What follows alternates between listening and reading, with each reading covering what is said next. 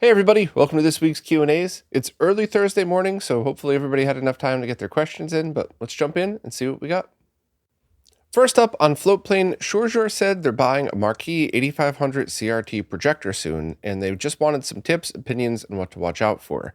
They're planning to primarily use the projector for events, so they're considering building some sort of case around it with lockable wheels. Perhaps next time we have the Pixel Party event, they could have light gun games on the big screen, which would make it more immersive. Imagine Duck Hunt where the ducks are their actual size, and they're excited, and hopefully it'll play smoothly. By the way, pineapple pizza, yes or no? Okay, so I know almost nothing about projectors at all. The only things that I could tell you is CRT projectors are essentially like 3 CRTs inside of a box. So they're very heavy. You're going to have all the same capacitor and calibration issues that you would have on regular CRTs. So I would just pick up any one you got, especially if you can get them free or near free, because there's a lot of people that just don't even know what to do with those giant heavy things. And I would just kind of go from there. And if you're able to pick up one super cheap, give it a try, test it out, see what options there are. But if there's any CRT projector experts, please let me know in the comments.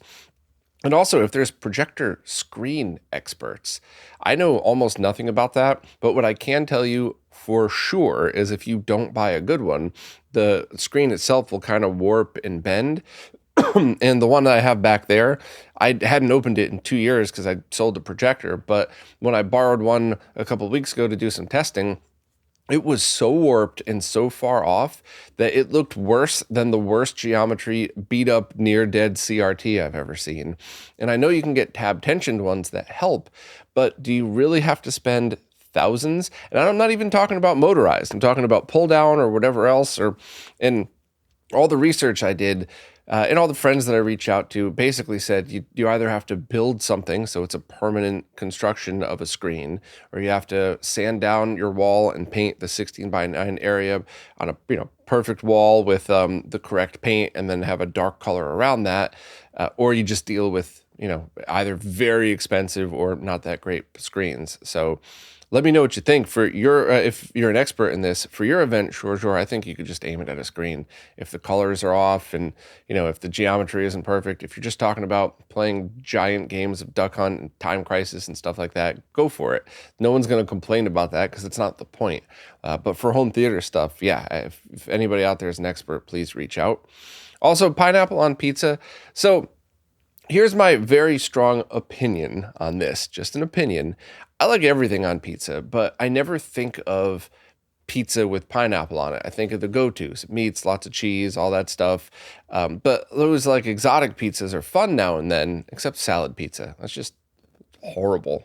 I like salad, I like pizza. There's no reason to combine that. But so yeah, I mean, if I go to a fancy place that's, their whole thing is making weird pizzas with different combinations on it, sure, I'll have a slice of the pineapple one and see what that's like. But I've never gotten around dinner time and been like, all right, gonna have some friends over, get some beer and pizza, let's put some pineapple on it. I don't know, maybe there's some Californians out there that probably disagree with me, but I think everybody on the East Coast of the US is most likely going to agree with me on that one. But hey, flame me in the comments if you're pineapple pizza eaters and you think I accidentally just crapped all over your favorite slice. Now moving over to Patreon, Dustin Madison has an odd question, as usual, which is cool. I always have fun answering these. The question is, they have a comic buddy doing a 3-week working vacation in mostly Manhattan. He's wanting to do a lot of sightseeing, exploring, etc., the usual tourist stuff. He wanted to know if there's any derogatory slang terms exclusive to New Yorkers used to describe out-of-towners that folks say to sort of dig at dumb tourists. An example is like, in the South, if you ever hear someone tell you, well, bless your heart, the translation is basically go F yourself. And somebody taught me that when I was working down in Georgia. It was a really nice lady, and I was always kind of half wondering if she told me that because she was telling me that everybody wants to say that to me, or if she was just explaining the meaning of it. But I don't know. I've heard people who don't live in New York refer to people who commute in as bridge and tunnel people, because you got to take a bridge or a tunnel to get in. But I don't think I've ever heard anybody who lived in Manhattan refer to people that way. I think people in New York are just really blunt. I don't think they feel the need to make up some kind of thing to make you feel like to trick you into thinking maybe you're being nice. I think they'll just tell you go F yourself if you do the wrong thing. But, like I've talked about before, I genuinely think most people who live around there are friendly. They just don't have time for any of the pleasantries that you see a lot of the other places around the US. So there's many places where, people will stop and have a 5-minute conversation with a complete stranger. And in New York, it's like, do you have any idea how much my rent costs? That 5 minutes that you're spending talking to me, I could have been doing something else and to make more money. Or like everybody's got to on the go doing something, or they're commuting in and out, or they're late. So that, I don't think anybody really pulls punches like that. And, just the only thing to your friend is, if you're going to walk super slow, like, be aware of where you are and what you're doing. Because that's the one thing that immediately, like 3 months into living there, probably less than that, I started to get really mad when I was in a rush to go somewhere, and there'd be people like in the middle of the sidewalk looking up at the buildings and taking their sweet time. And it's like, all right, if you're in Times Square, that's my fault that I'm walking through a tourist section. But if you're in my neighborhood where I'm just trying to get to the subway, now you're making me late and you're being disrespectful. So that's really the only thing I would say, is just be aware that, if you come from the country where if you're walking down the sidewalk, people could just walk around you. There's no space for that there. So just be aware of your surroundings and, try to be respectful and just don't waste people's time unless you really have to. But generally speaking, I've said this every time somebody's asked me a question. Whenever I've seen people stop and ask for directions, almost always whoever they asked just answered politely and then immediately moved on with their day. No chit chat. So yeah, I think your friend would probably have a fun time. But hey, any New Yorkers out there got any slang terms like that? Put them in the comments. And I don't know. I don't think YouTube auto censors swears, but just in case, if it's a bad one, put some asterisks in there or something. But yeah, I know. I don't know of any, and if there were, I certainly didn't pay attention while I was there. Next up, Captain Retro has a question pertaining to the mods that allow you to set your 3DO to either 240p or 480i. There's one Japanese version that has that switch from the factory, and then you could do the mod to other versions. But by default, if you don't have that one Japanese version, it always will output 480i. So the question is, they noticed on the website a reference to a solution for the Brooktree chip with the letters BT on it. Brooktree, but they've only found one thread from several years ago that discusses this. Any updates that I know of, has anyone tested it? So I referenced the page on RetroRGB that I don't even really remember writing at this point. It was so long ago, but apparently people were getting it working. And I think the last part of the discussion was you probably should add a resistor in there and not just hook up a switch directly, but it was working. But I don't really remember anything else about it. And if you have one of those, it's probably a cool mod to do, because they do output S-Video natively, so you could switch it to 240p and get, in my opinion, much better quality output for most games. Some games require 480i, other games might actually look better depending on, how, like full motion video games type of thing. But that's a good question. I'll leave a link to the RetroRGB page, and if anybody has any updates on this, please let me know. But I'm pretty sure the RGB and HDMI kit for it can be installed into that as well. It's just that one Anvil chip it won't work on. So it's got to be working on that. But yeah, I'll leave a link to the page, and if anybody has an update, please let me know. Next up, Christopher Skirick knows I'm fond of hi-fi and are pretty well equipped for my setup. What's my best experience with playing retro gaming from Famicom all the way up to PS3 on a modern audio receiver? Do I use an upmixer to get multi-channel even with stereo sources? Would I say, for example, DTS Neural X gives best results than native Dolby Pro Logic on some Super Famicom games? So that's a good question. My current opinion on this, which is always evolving and changing, by the way, so maybe even somebody might comment about this and it might change my perspective, but currently, the only type of changing I do to the audio is sending mono to two front speakers, but generally speaking, I just leave stereo as stereo. The only exception to that would be if there's Dolby Pro Logic built in, like with Star Fox, and occasionally I might test some stuff like that on a really immersive retro game like Super Metroid or something. And the results are mixed, because if you start like shooting your gun all the time in Super Metroid and it's coming out of the back speakers too, it's a little weird. Maybe not to everybody, but it is certainly to me. So I generally don't do that. And when I do, I only kind of mess with it for a little while. And usually something about it doesn't feel right to me. But there are quite a few games in later years that have Pro Logic built in. And that would absolutely be a way to do that. And I have that whole video on it. I'll leave a link if anybody, if anybody hasn't seen that one. But yeah, that's kind of a cool thing to do. But to be honest, depending on the game, like Atari 2600, I mean, I'm sure audio purists want to smack me in the face for saying this, but I would kind of prefer to hear the Atari 2600 audio through a mono speaker on an old TV that only has RF in. It kind of was how it was designed, and it's not like the audio was super good anyway. And even through the 8-bit games, some games have amazing sound, and you really want to hear them through a stereo, and others just don't. Especially some of the handheld games, if you want to play it on a CRT, some of them just sound better not better, but you don't hear all of the downsides of it through one crappy speaker versus two really nice ones. So I try to have whatever settings or speakers I use fit the game itself. And of course, sometimes I just don't have time to roll one of the TVs over and set everything up. Sometimes I just have like 15 minutes to kill and I want to play F-Zero or Tetris or something, and I'll just play it right on the TV speakers. But for me personally, the one thing that I will say, though, that did make a big difference for older content like cassettes and vinyl is finding an audio receiver that has an analog bypass mode, or really something focused on analog audio. That's exactly why I chose that exact NAD receiver, because it's very, very good for surround sound. I'm sure there's many better ones, but it's very good for surround, but also with that analog bypass mode, just RCA audio input sounds really good. And there's like Streets of Rage, that just sounds incredible through that, just in stereo.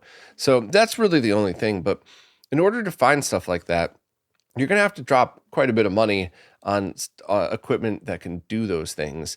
So I wouldn't go down that rabbit hole unless you're willing to drop a lot and it's very important to you. I think I would just go back to my original answer to you of like, I personally at the moment don't really try to mess with the sound. I just leave it in stereo unless there's Pro Logic built in, or if I really just want to experiment with some of my favorite games to see what could be done. But how about you? What has your experience been? And do you have any tips or anything? Do you have any settings that you found that do bring out the sound in these older games and kind of keep the shooting and the stuff up front with the effects and back? I don't know. I'd be interested in hearing that. Maybe I'm missing something. Couple of questions from Rent Optional. First, how many times have I died over the years on that bullet bill at the start of Super Mario World when I was testing for interference on that blue screen?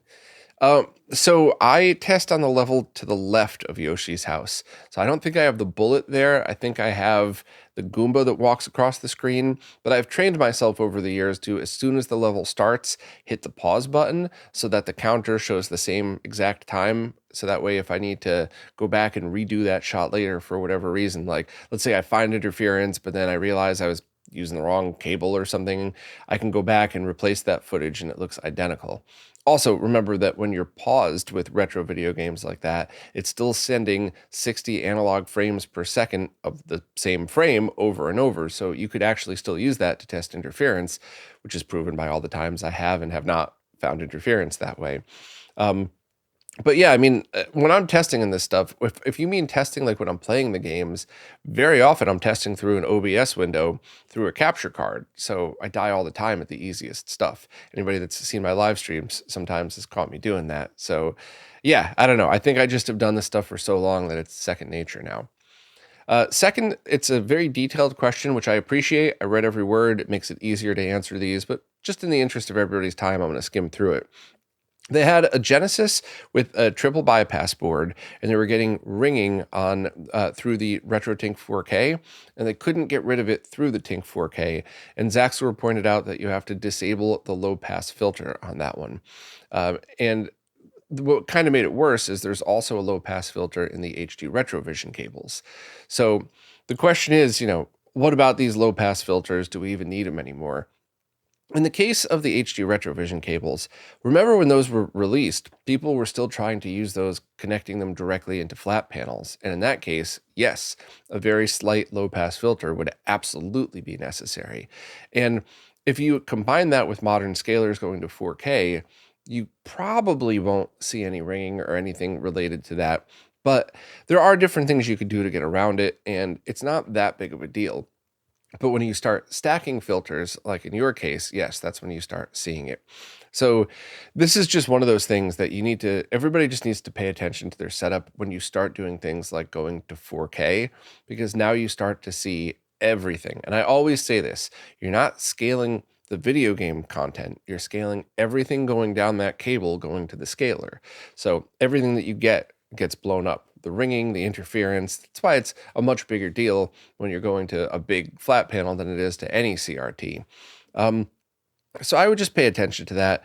As far as the triple bypass installation instructions, that was 100% my fault. I started compiling all of the info, but I mean, I just, I know this is a really rude thing to say, but as soon as I started getting ready to write all of these guides, another version of the board came out, and we found a bunch of motherboard revisions, and then it was a choice of, do I stop doing RetroRGB for a month to write all these triple bypass guides that are probably going to change again, or do I just keep going and hope that the installer community could step up to the plate?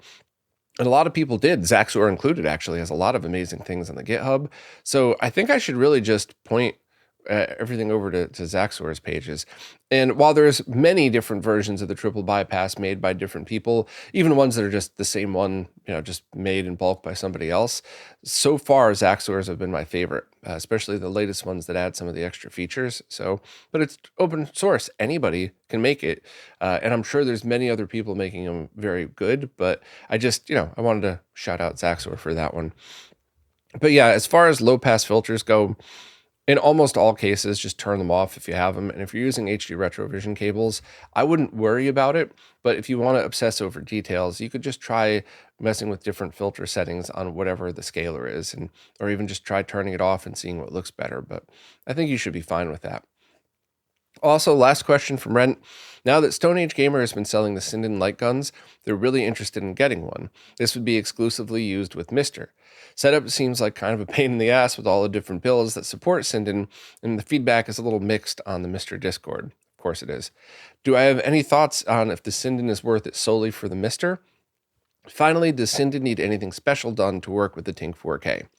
So I did that live stream that answers most of those questions, but I'll give you the short answer here.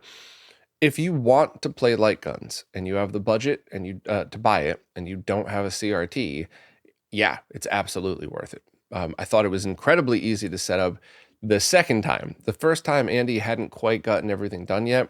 And I guess, in fairness, I would call it the first live stream I did was more testing the beta version of it. And then the second one, it was very streamlined, and I thought it was really easy to install.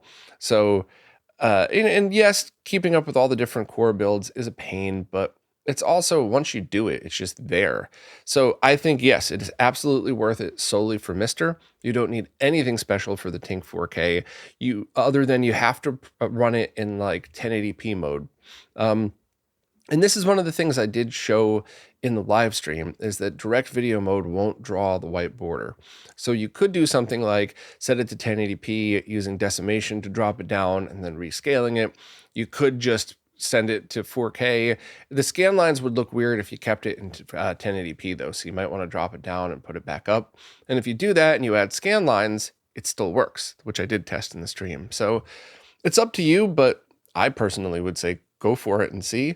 And I'll leave a link to the posts, I'll leave a link to both posts so you could take a look. But yeah, I'm happy with it. I think it's definitely something that if you don't have a CRT, it's an easy and awesome choice. The other alternatives out there are also good, but it's a lot more setup. So if you're looking for ease of use, the Sinden gun is definitely the one that's top of the list at the moment. Rent Optional also wanted to know if there's any modders in the US willing to do the GamesCare Switch fix mod. Even with their newfound love of soldering, they think it's a little too advanced for them, and a good video demo doesn't exist yet, and the photos aren't particularly helpful for non-expert modders. They emailed Matt from Video Game Perfection, and while he definitely would do it for anybody in the US, it'd be a lot in fees and shipping back and forth. Also, major props to Matt, who spent some time going over the costs. Yeah, Matt cares very much about his customers, always has, so props for there. As far as doing the mod, Any decent modder who does installations that require pin lifts should be able to pull this off. So anybody that does successfully does like PS2 mod chips should do this like blindfolded.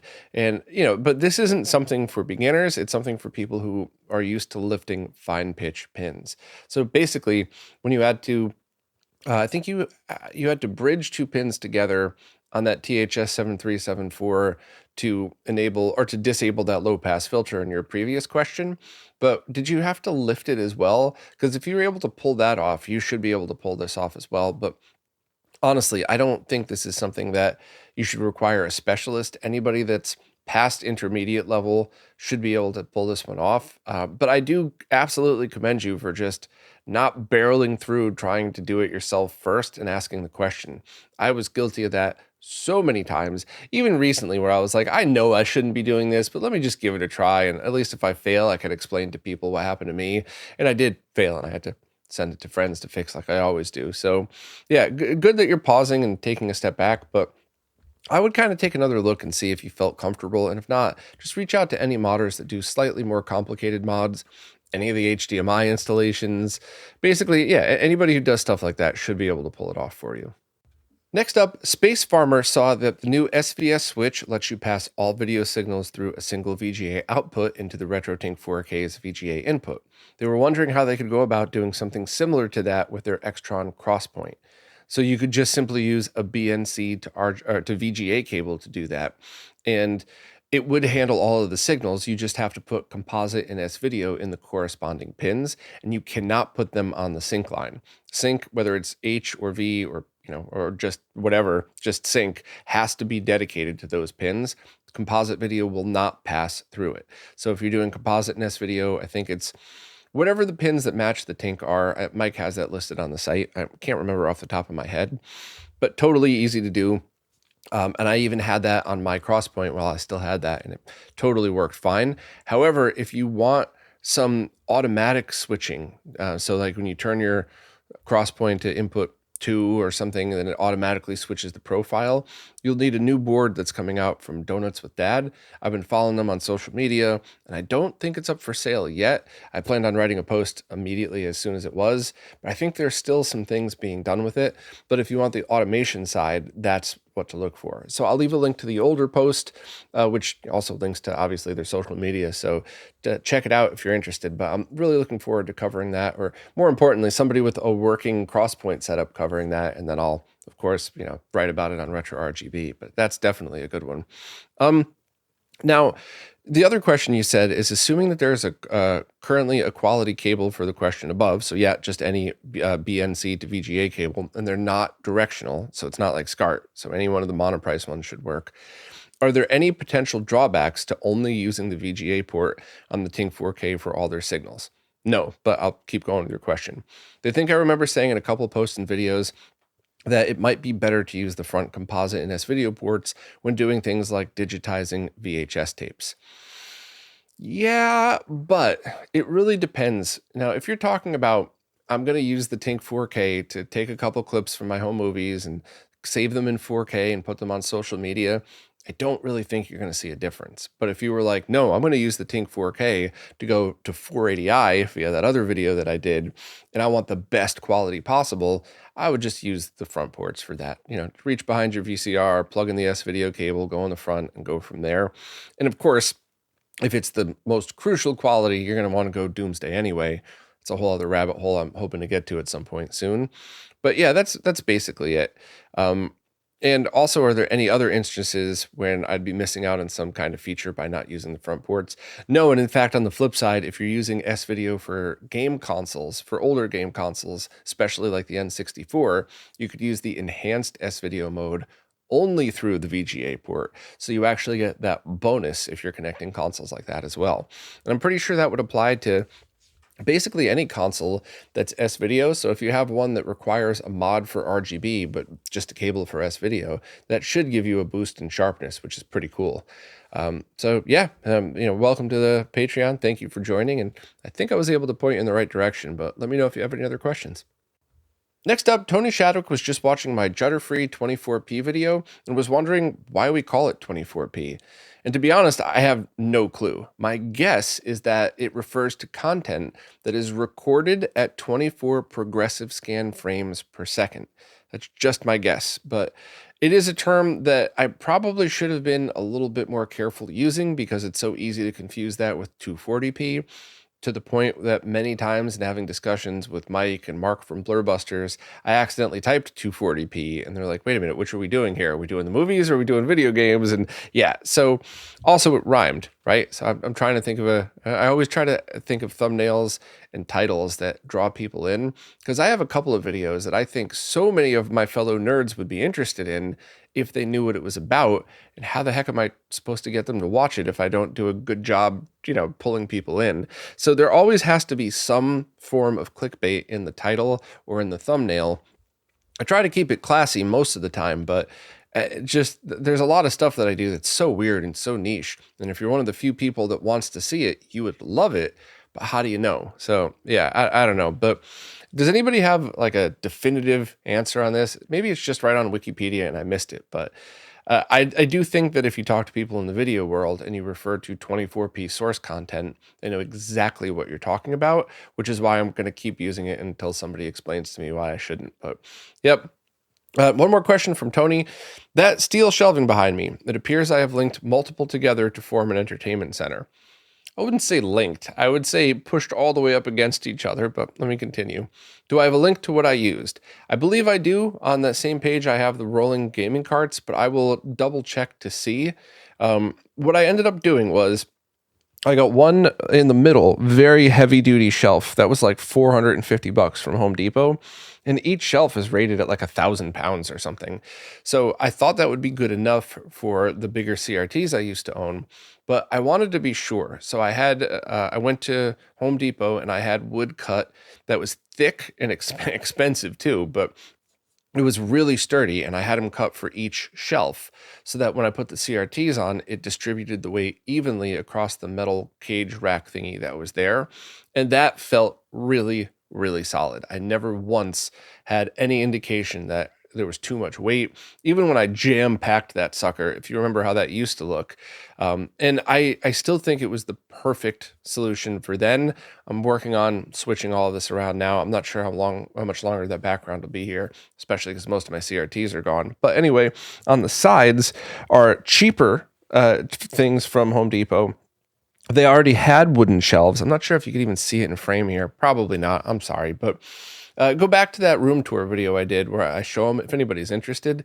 And that was great because they're about the same height and they're about the same color and all the shelves are adjustable. So I think I'm going to be tearing that down, I don't know, within a year, I would say, and trying to rebuild and see if I could make this look a little different. But I think as far as the versatility of it, right now, it started out with only CRTs, and right now there's a 77-inch OLED in it, surround sound speakers, and a bunch of consoles. So I think this is one of these things that worked out perfectly for me. I think most people would probably walk in here and be like, that's ugly. Why do you have that? But those people aren't allowed in my house because I don't allow rude people like that to come in here and talk shit about my stuff. So but anyway, yeah, I'll try to remember where to find the links. And if they're not on that main page, maybe I'll add them to the room tour video and I'll link that here. I'll get all that done for you before this goes live. But yeah, I love it. I think it's a really great setup. And I also love that if I do end up tearing those down, now I have a really heavy duty shelf for my garage or my shed or something like that. So it absolutely was not money wasted, or even if I can't fit it, I guarantee you, if I send a text out to a couple of my semi-local friends, hey, do you want this one? I'll trade for like something else. One of them would immediately jump on it because it's just an expensive and good quality rack. So yeah. If you have the cash, buy one, because if you end up changing your mind and using it for something else, you're still going to use it for something. Next up, Lloyd Smart is looking to integrate a PAL Wii into the setup, consisting of a scalable video switch with two VGA outputs, one going to a 15 kilohertz only PVM and the other going to a PC CRT monitor. And they're looking for the best way to integrate that in. Now, I think that Artemis is working on converters for that, so you could integrate that directly into it. But I don't know when the release date is going to be. I don't know if it's a month, a year, or whatever. I don't mean that in a negative or positive way. I just, I have no clue when the expected date is. So I think if you're looking for a short-term solution, what might be a good one at the moment is to use component video cables into something like the comp to RGB, and then connect that to the setup. The only problem is you would have to power the comp to RGB with a powered USB or a switched USB cable, like a cable with a switch in it. Because if you power that on, the SVS would automatically detect that there's a signal going through, even if your Wii isn't on.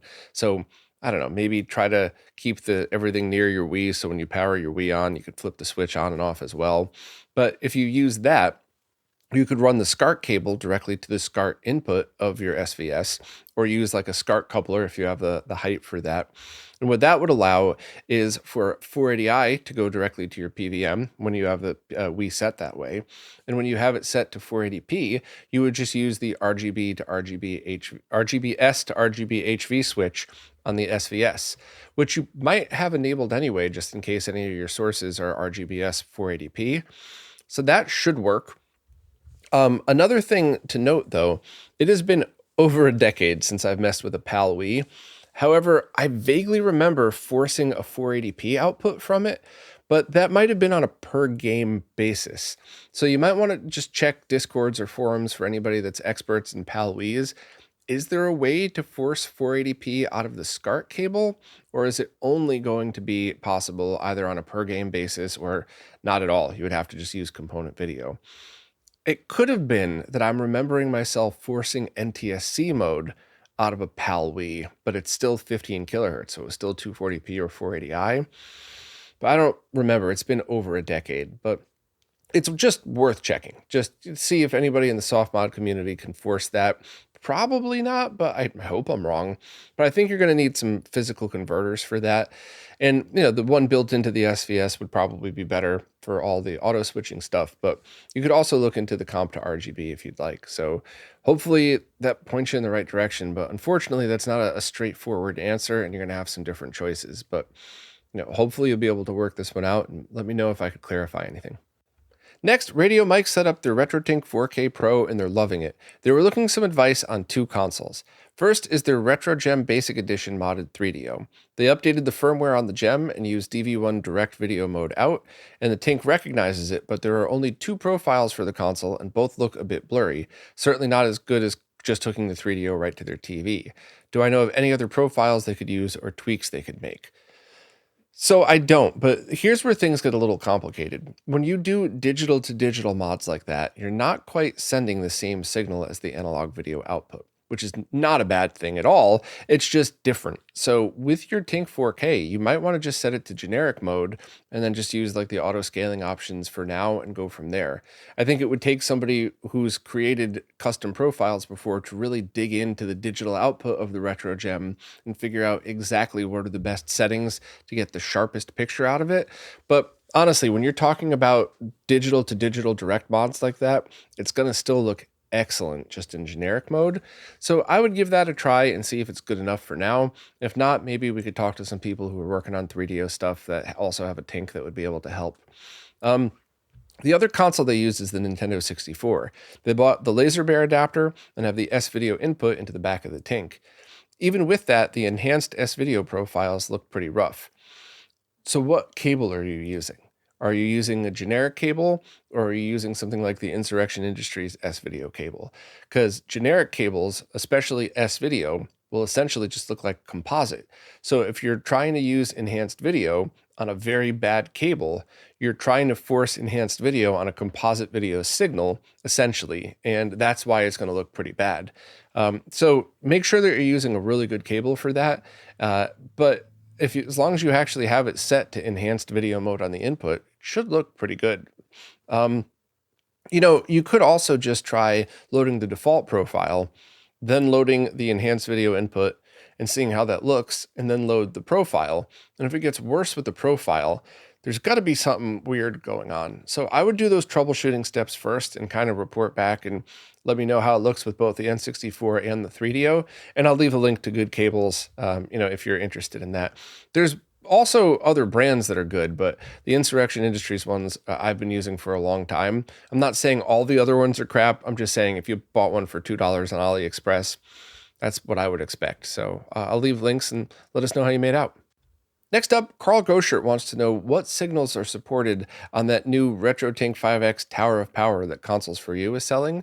And I think the most important thing to visualize is that you're using the SCART input. So while this adapter is very cool, it's no different than using just cable adapters to route the VGA cable like HD15 to SCART, or composite video, or just straight up RGBS over a SCART connector. But that port will not accept RGSB, so sync on green from PS2, and it will not accept component video over SCART. The Tink 4Ks do, but the 5X does not. So you're very specifically going to be limited to RGB SCART over SCART, composite video over SCART, and either RGBS or RGB HV over the VGA port, and you just toggle the sync switch with either one. So it's not going to allow anything else. There's no transcoder built in. It just is a pass-through device, just a really cool looking pass-through device with a sync combiner if necessary for that. So good question, but no, if you're looking to route everything through one thing like that, you got to look into the other 4K tinks. Next up is a question from Xanthesis. Am I saying that right? My apologies if I'm not. But they're building out their dream console system, and they want to connect them all into the RetroTink 4K. Now, a bunch of these consoles already have HDMI outputs, whether it's native or a mod, but 8 consoles are currently connected via HD Retrovision cables. So they're trying to figure out, how could I get total length of cables to do this whole setup without losing quality? HD Retrovision's done a lot of testing and found that 3 total cables, so let's say SNES to one extension to another extension, won't have any visual loss in picture quality. And I've tested that as well, and I didn't see one. That said, though, whenever I do my analysis, I always go directly into a scaler just to mitigate any potential issues. However, I think all of that would be fine. The only thing I would suggest is, can you keep the SVS, the scalable video switch that you're running these into, closer to the consoles? Can you do something like keep it right near the console so you only have one set of cables, or maybe 2 sets of cables, one HD Retrovision and one extension per each going in, and then use a longer cable from the SVS to the consoles, or to the Tink 4K, sorry. The only reason I'm suggesting that is because if you have a scenario where you have 3 extension cables, but your SVS is 6 inches away from the Tink 4K, it might just be better to put that closer and separate where the cables are on each side. So that could be a way to mitigate any potential issues. But I would just think about that and see if you could pull it off. And if not, 3 total cables per console should be fine. And the only thing to suggest is, if you ever run into any weird issues, just plug it directly into the Tink 4K as your first step in troubleshooting, just to make sure there's no connection issues there. But that should all be totally fine. But see if you could rework your setup so the SVS is a little bit closer and keep it more in the middle, and that way you could kind of go from there. And also, you could just get a good quality shielded HD15 cable to go into the Tink 4K, and it'll be a little expensive, but they definitely make those, and they're not hard to find. So let me know if that'll work for you, and if not, I'm sure we could figure something else out. Well, that's it for this week. As usual, if you have any questions at all, please just ask them wherever it is that you support in the latest Q&A post. The way these services work, I can't really figure out what's a new question on an old post. Plus, as you saw today, I like just scrolling through and answering the questions as if we were hanging out somewhere together.